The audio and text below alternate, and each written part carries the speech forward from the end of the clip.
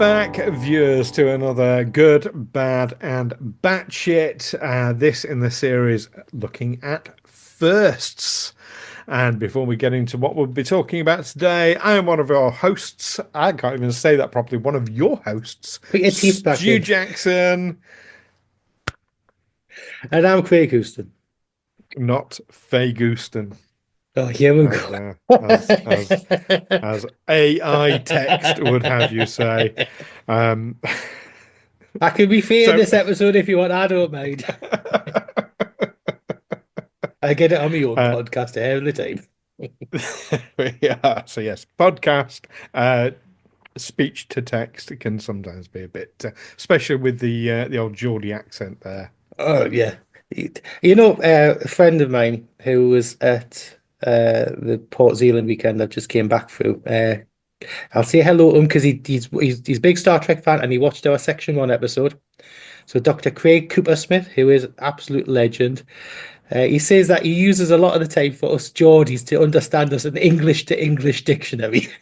Yes, yes, yes. Having spent a large part of my childhood in the Northeast, I can concur heartily. Yeah, I You know, think when you're half the going time up the people look at Scotland your Road and chest, all that. expect yeah, I'm like, aye. Looking at your chest, looking for the subtitles. That's it. That's it. Anyway, moving on to bigger Yeah, and come on, you don't better expect sense things. of us, do you, really? Oh, indeed, indeed. But back on to track. So this is the second of our good, bad, and batshit firsts. And you can probably tell from the uniform I'm wearing, we're sticking with the original series because there was a second pilot. Of course, this is the pilot with Kirk, and it is Where No Man Has Gone Before, which was the first episode, but also the third episode. Yeah, because they wanted the man trap out first because it was a bit more action. So if you're watching Yes. in order, in their broadcast order, makes no sense whatsoever because you've got different costumes, different Yeah. sets, some different actors, and you've got characters in different positions. You don't have Sulu at the helm. He's in No. astrometrics, if I remember right. Yeah, But I mean, the Doctor you do have. DeForest Kelly's not in this one He's not. either. But did you know that actually, when we're speaking in the cage, we didn't mention the fact that William Shatner was originally the first choice for the captain, and DeForest Kelly was originally the first choice for the Doctor, but you couldn't get them because William Shatner was on a legal series and only managed to get in once that got cancelled. And Really? DeForest was He's working been on on Western at the time. Boston Legal for longer than I thought. Bow, bow, bow, bow, bow, bow, bow, bow. Oh, I love Boston Legal. Denny Crane. I've never watched it. Oh, Never yeah. watched. And anyway, this is a Star Trek Ah. podcast. Before we Yeah, before we anybody, go just down a deep rabbit pause hole. us now, pause us now. Go and watch 5 seasons of Boston Legal and then pop back. Your life will be enriched. I'll We'll think wait. about it. We'll I'll wait. think about it. Anyway, so like you say, the Man Trap came like aired first, then Charlie X, and then Where No When Man the Has man Gone come. Before. But Where No Man Was Gone Before was the pilot that was sold. Oh, yeah. Anyway, Yes, so there they we made go. this for about the original pilot of the cage was about $400,000. This was about 285 or something like that. They Mm, hammered down to cut costs. uh, because they knew going to series it was going to be quite expensive. So they had to show that they could actually bring an episode in at a certain budget in a certain time. yes. And of course, And they they did. had the models Yeah. available, they had sets available, and that obviously takes a huge chunk of the old budget. So, And they yeah. reused the costumes as well. And the costumes, of course, yes. Even down to that crew member, the girl in the little beach outfit with the white and even she's in the Yes. background of the wreck deck. Yes. Yes, she is. I remember. Yes. That's a deep Yeah. dive already, yeah. Oh, that is a deep dive. My goodness. So yeah, 22nd of September 1966 this aired. I feel old. Oh, come on, we were both like -8 years older because I think we made 6 years older, something like that. So That's the we whole weren't point. We were quite we weren't quite only twinkles. only minus. Yeah. We were Mm. just twinkles in our dad's eyes back then. Oh my goodness. Well, somebody's eye. Um, I know. anyway. So one change that we're making for this episode from the cage, after your utterly abysmal performance in the And 30-second synopsis, where you barely was able to get out that it's set on the Enterprise, um, complete inability to talk shortly. we're going to go very, very easy on you, and because I love alliteration as well, it's going to be a 60-second synopsis. So, are you ready for that? We'll try and see how I feel dismally here. If you're not, it's tough. So, your time starts now. Like the first episode, the pilot, the Enterprise again receives a distress call, this time from a starship that has actually gone beyond the Great Barrier. The Enterprise picks up a distress beacon and then goes hunting for the starship, crosses the barrier, and then two of the crew members get electrocuted and form super godlike powers, which develop over the time. The Enterprise gets damaged and has to go to a mining colony to repair itself, and they try to maroon the crew members on the planet. And Gary Mitchell goes a bit crazy, tries to kill Kirk, but in the ensuing fight gets killed by Dr. Dana and has falls in a pit, lots of fisticuffs, and the Enterprise gets away safe. Was that near enough 60 seconds? To me, it's absolute rubbish, but you know. That's 50 seconds. And it That's was a rubbish very explanation. impressive. No, that's really That was rubbish. something to work on for Yes. next time. Um, It was a waste of 50 seconds or whatever. well, to be fair, I mean it's not like we're having to do the old red alert. Beware of spoilers in these. So again, I would imagine most people will have seen who where I can't even say the title. Where no man has gone before. It's where no man and I want to say where no one. No one. Yeah, but that's Next Generation. Come on, season That one. is a next So, generation episode, but yes, yeah, where no man has gone before. Yeah, so um, I actually accidentally dropped a little bit of trivia for this in the last episode, where you can this wheel it back out. the power of editing. It's the power of a god, which is very appropriate for this Yes. episode. Uh, so yeah, the this has the highest head count of the original series, Mm. with 12 people dying. Yeah, the body count of characters is quite high on it, isn't it? Mm. You have nine people who, and this is the thing. So you kind of almost don't realize it because nine of them happen off screen when the Enterprise crashes through Goes the through the barrier. barrier. Yeah. Um, yeah, the other two you've got Gary Mitchell, of course. Although, oh no, he did. Yes, the record did say he died. I was going to say, did it say he was missing in action? But no, the No, record did say he's he did. dead. And Same Dr. Dana as well. with what's her face, yeah, um, And yeah. There Lee, was the helmsman. the helmsman, yes, of He course, gets murdered by a telekinetic rope. A and he cable, sorry. makes number 12. Yes, firing electric from the fingers like the emperor of an evil empire, or Donald Trump as we call him now. Um, sorry, I didn't mean to do that while you were taking a drink. Oh, I do it to people all the time, yeah, fine. So anyway, speaking of things that are batshit and bad, let's talk about what was good about this episode for you. Oh, um, I love this episode. I watch it load because there's just so many firsts in it. But I would like to say that the casting on this episode is brilliant.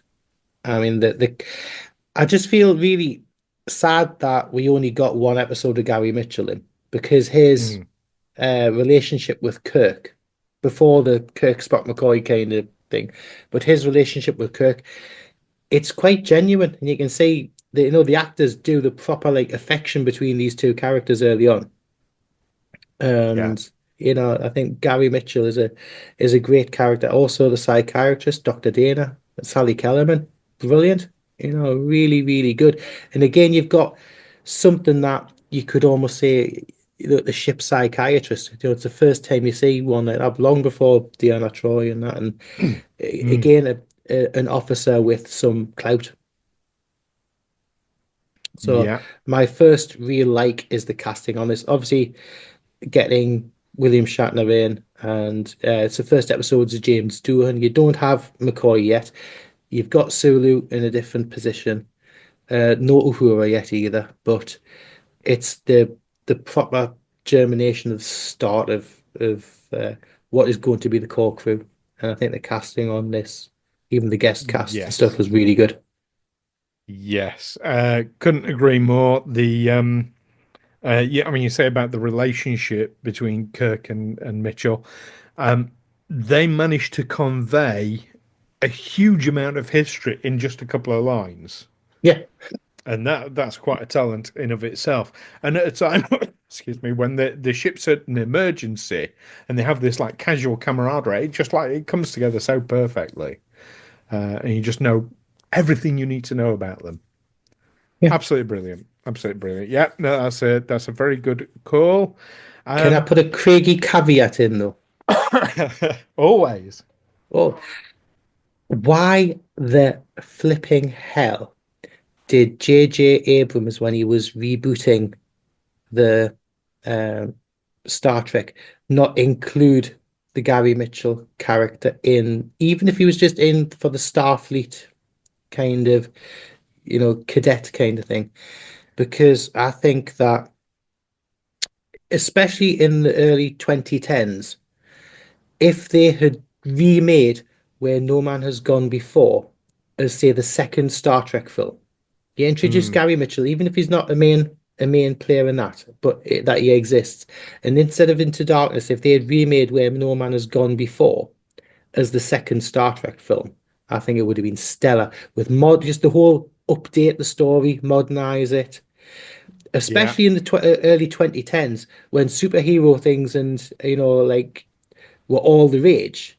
You've got Mm, a godlike human who has to be dealt with, who is a friend. mm. That would have been stellar, much better than Into Darkness. But that's I just mean, that's I, my coulda, woulda, shoulda kind of thing. yeah, no, I definitely hear you on that. Even if it was just a cameo nod, Yeah. that would have been nice. But I do think Yeah. a movie version of this episode with modern sensibilities and modern thing like that would have been fantastic. Yeah, definitely be yeah, I'd have to give that some thought. I haven't considered that one. I'd have Yeah, to there give you that go. some thought And because something to ponder. I think this does have some issues, but we'll come on Oh to yeah, those yeah, later. yeah, yeah, yeah, yeah, yeah. Those later. So my first good thing is the concept, and it's okay. It's not a new concept to sci-fi, but few things are. But this concept of unlocking psi abilities, Hmm. and the exponential growth of those abilities. I thought that was a phenomenal and really brave idea for a series that was supposed to be about exploring space. Instantly, the first proper episode that we get, like disregarding the cage a little bit at the moment, but the first big one is not about exploring a planet or exploring a new species or anything like that. It's about exploring humanity. Yeah, yeah. And, And what does it mean to be human? well, exactly. They even have this debate in the ready room where the doctor, the psychiatrist, Dr. Dana, she's saying, who's to say this is not the next level of evolution of mankind? Yes, it's caused by an accident, but this could be the next evolutionary step. You're Yes. discussing this in the 60s in a pilot action episode of a TV series.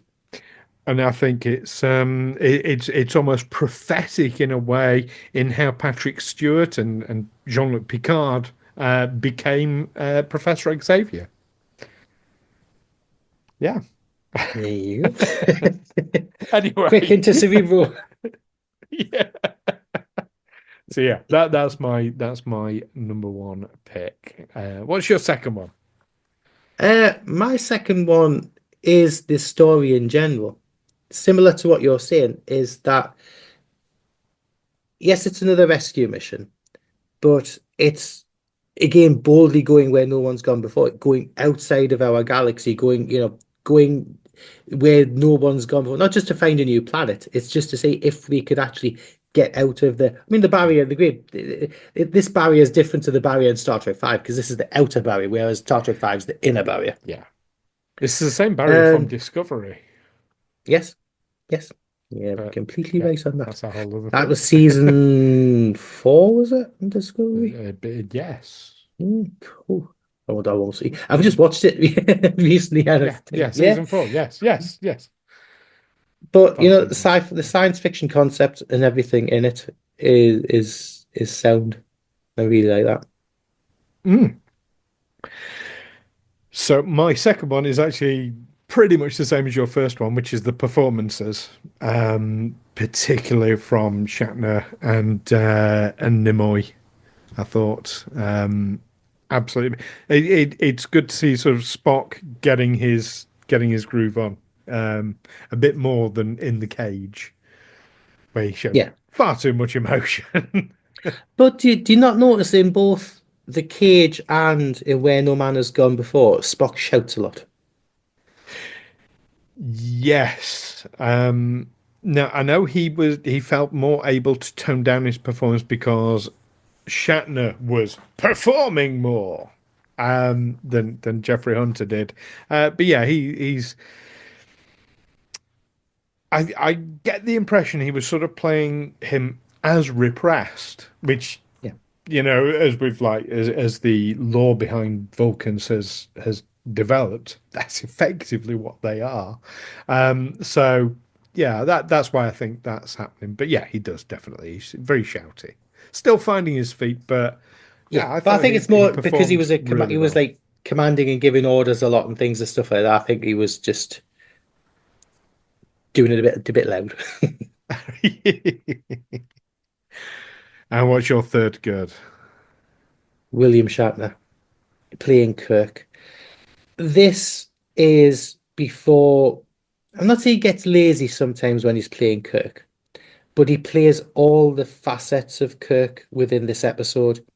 He plays the intellectual, Mm, he plays the friend, he plays the hero, he plays the sacrifice. He's got all of this, and he doesn't over Shatner himself with it. And a lot of people say with Kirk, whereas like that Picard was like, the cerebral one, the one who thought, Kirk was always the one who threw a punch the first. Kirk action never threw a hero. punch just for shits and giggles. No. And if I think you've anything, got the to, characters were the other way around anyway. yeah.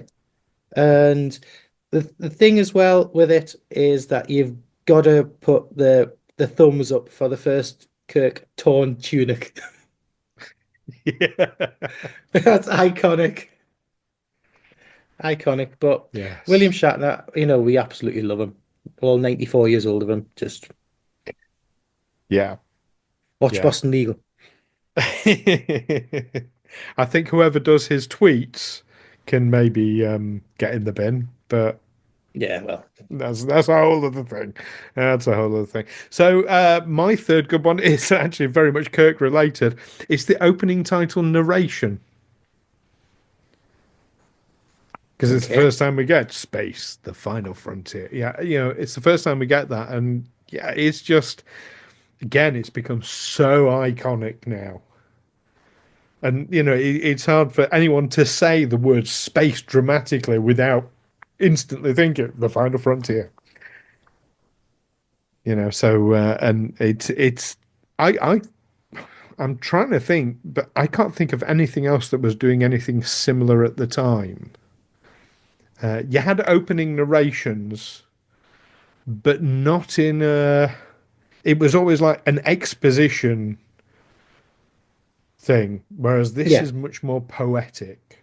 yeah. It's stating exactly what the series is on the tin, but not doing it in a cheesy way.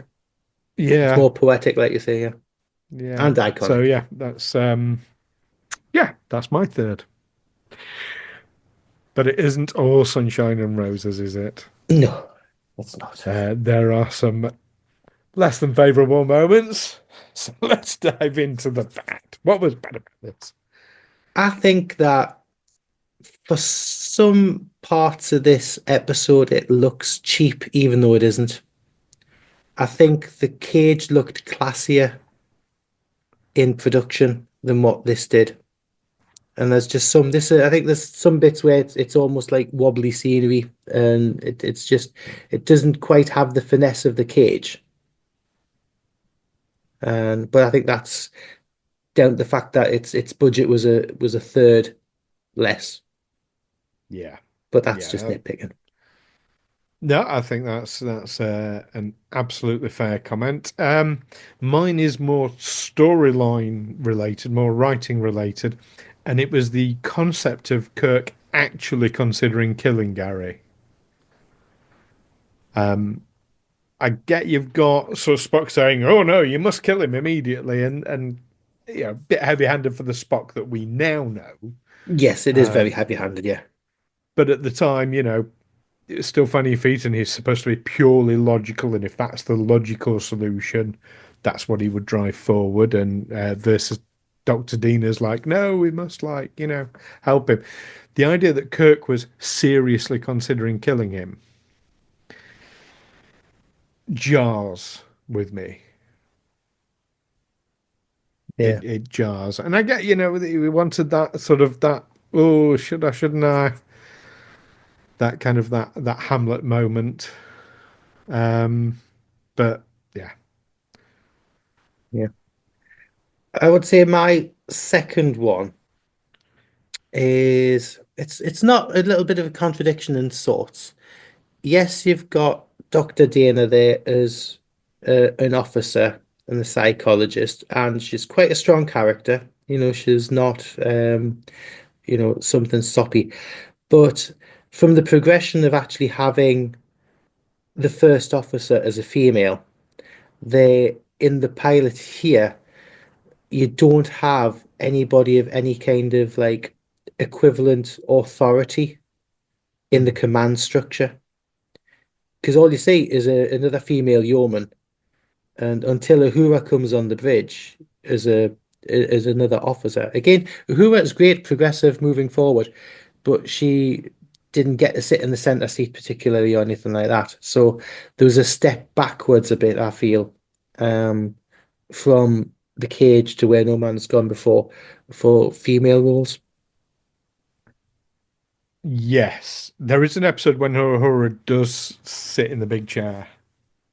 I've But there's forgotten one. which one it was, but only one. Season three, isn't it? I But think it's yeah, season. I think you're absolutely right. But yeah, it's. But I get what you're saying. It felt more progressive in the cage having number one. Yeah, yeah, that's fair. Uh, But there's for less me, sexist lines in this one. there are definitely So less sexist lines. Um, for me, it's the idea they're leaving the galaxy. It's like, hang on, the series hasn't started yet. We haven't even looked around the galaxy yet, and you're already leaving. It's like that the was going to be galaxy's my number three. pretty bloody big. You've Great minds boldly think gone. alike. You've boldly gone too far. Great minds think alike, and fools I'll let you do seldom your bit. differ. I'll see what I No, think about that's it. that's it. Basically, I think that felt like lazy writing to me. There could have been all kinds of reasons when they go to a planet and for, there's some reaction with the ship and that sets off, there's all sorts of things that they could have done. Um, no need to leave the galaxy yet. Yeah, because what I was thinking, my thought on that is like you're leaving the galaxy in the first episode. How far away is that? Are you suddenly, before you know it, you're becoming Voyager because you're actually heading home? Yeah. It's going to take us 5 seasons to get back to anywhere near Earth. I But think they it's just like, hadn't. I think they just hadn't. Obviously, they hadn't worked out the galaxy in general. They hadn't worked out hmm. how warp speed worked exactly and how long it would take to get from here to there and things and stuff like that. All of that was still, up in the air and yet to be developed. I can definitely see that. But they could have been ambiguous about like how far a distance is. They could have just said it'll take us, several hours at warp five, and that wouldn't mean anything in terms of distance because we don't know how fast warp is, and yeah. Anyway, And that's and fine. your So fa and that's your favorite with Star Trek 5 of how you're going to get from the Alpha Quadrant to the center of the galaxy in like about 15 minutes.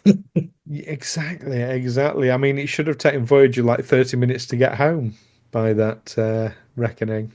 But I will say that the novelization of Star Trek 5 does smooth a lot of things over, but we digress. Okay, okay. I'm sure we'll come on to that at some point. Okay, so yeah, so you've got the same one for your third bad. We got a crossover episode right there.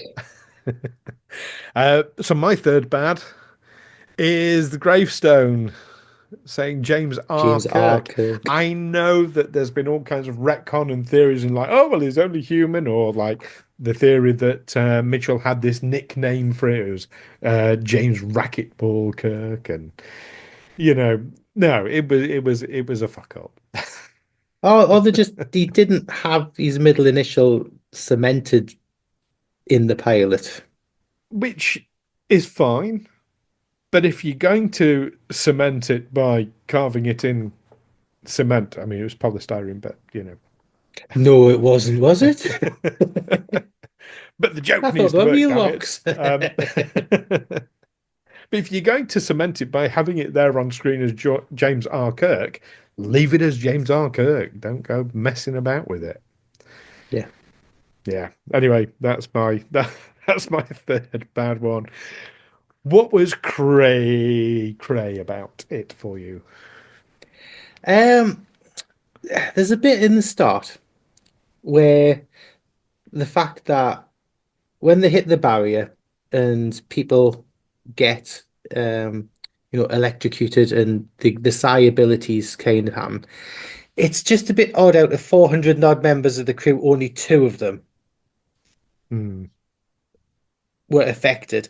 And how come the yeoman who was holding hands with Gary Mitchell at the time didn't get affected either? Because the effect, it was all like electricity or something like that. So that's just a bit batshit. Like, really? Come on.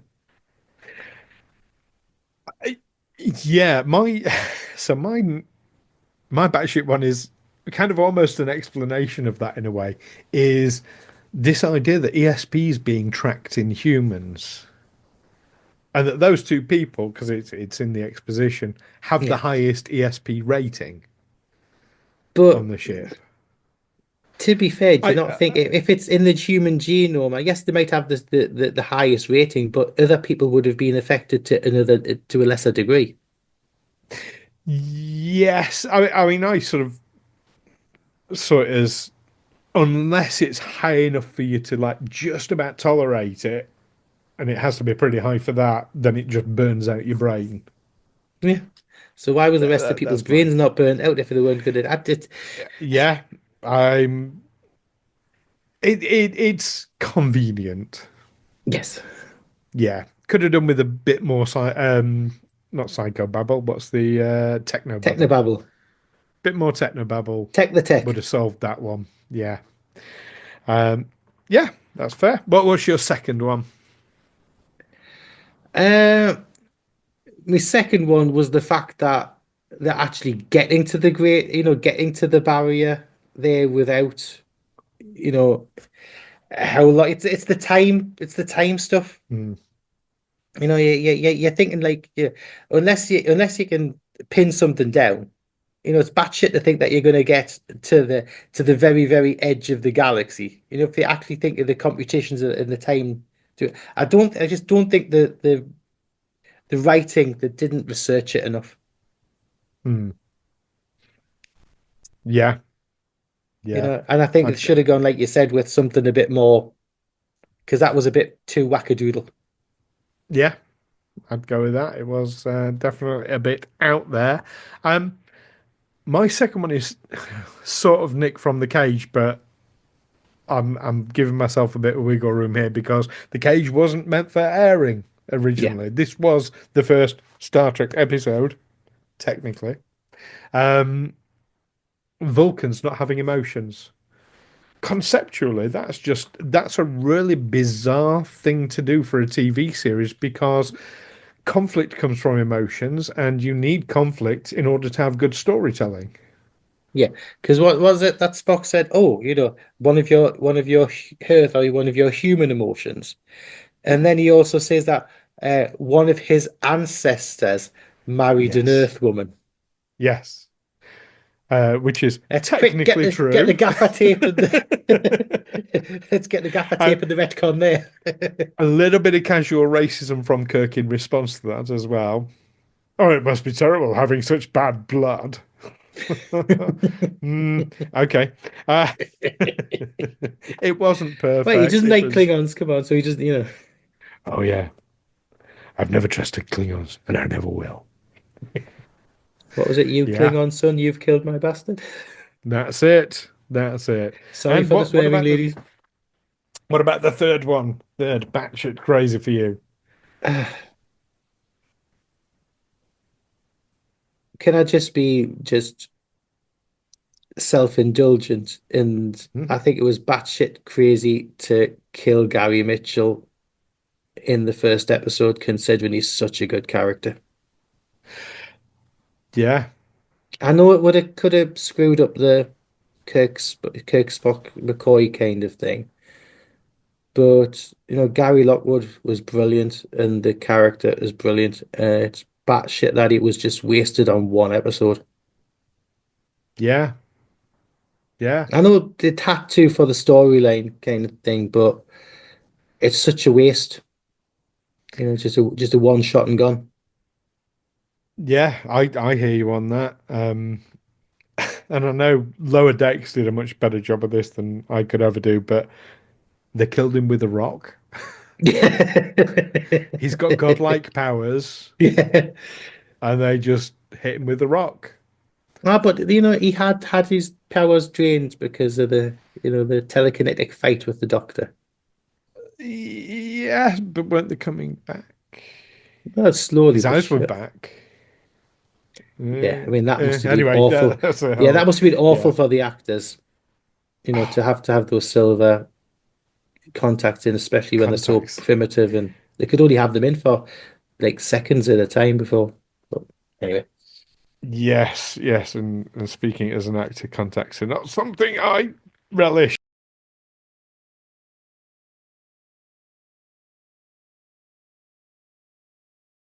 Anyway, yeah. So yeah, no, I hear you.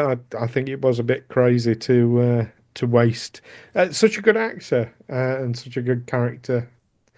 Yeah, but it was much more episodic. I mean, they didn't have serials like they have No, now. no. So it was like everything had to be contained in a single episode. That was just the way of it. So my last one is the fact that it got made by Lucille Ball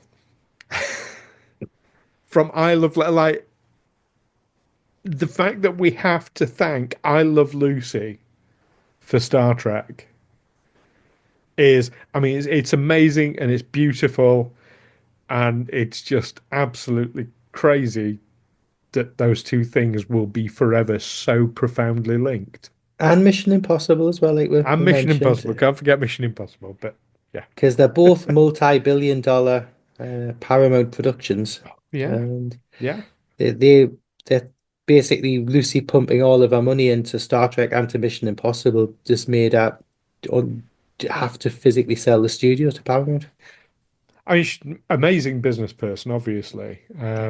Well, you think Yeah, but because those studios, the Desilu studios were actually originally the RKO studios, and they were right next door to Paramount. So that's what right, because I didn't know they were she the bought originally the RKO RKO. when they were basically they were in massive financial trouble. So her and Desi bought them out, and there's so many TV shows were actually made at Desilu Studios over the years, but she never owned any of them. It was always just, filmed at Desilu, and Star Trek and Mission Impossible were the two things that she wanted to own to Mm, cement her studio. But NBC didn't want to pay as much money as they needed that she needed them to pay to get the episodes produced for both series. And it just got to the point where the overspend was too high, so she had to sell her studio. mm. So it worked for the fact that we have Star Trek now Yes, in what it's become, because there was yes. much bigger money ended up being put behind it after it all went to crap at the end of the third season. Mm. And a lovely little tribute that they did in Enterprise in uh, putting an episode of I Love Lucy in an episode. Yeah. Yeah, that was really nice.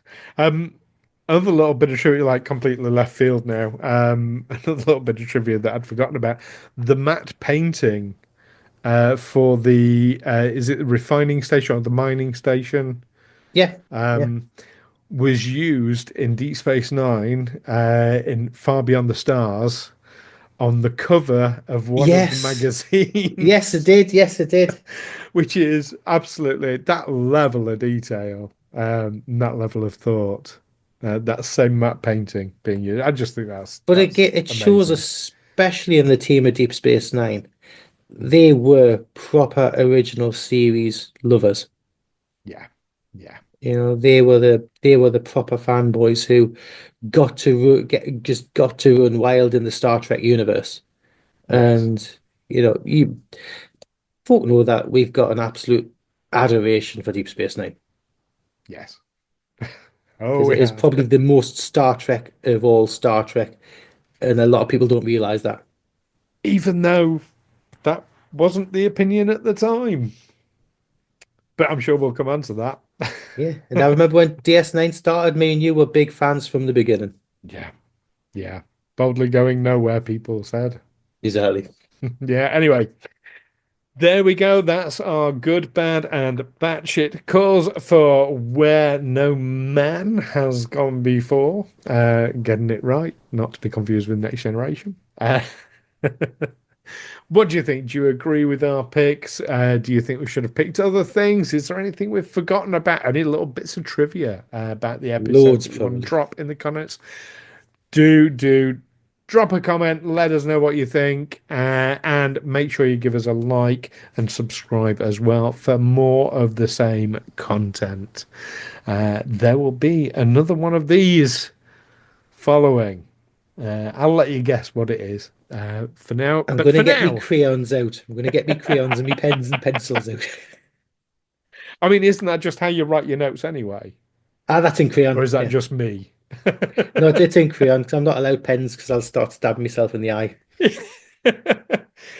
Oh, I thought it was because you wrote on the walls. Anyway, And yes, and lick the windows at the same time.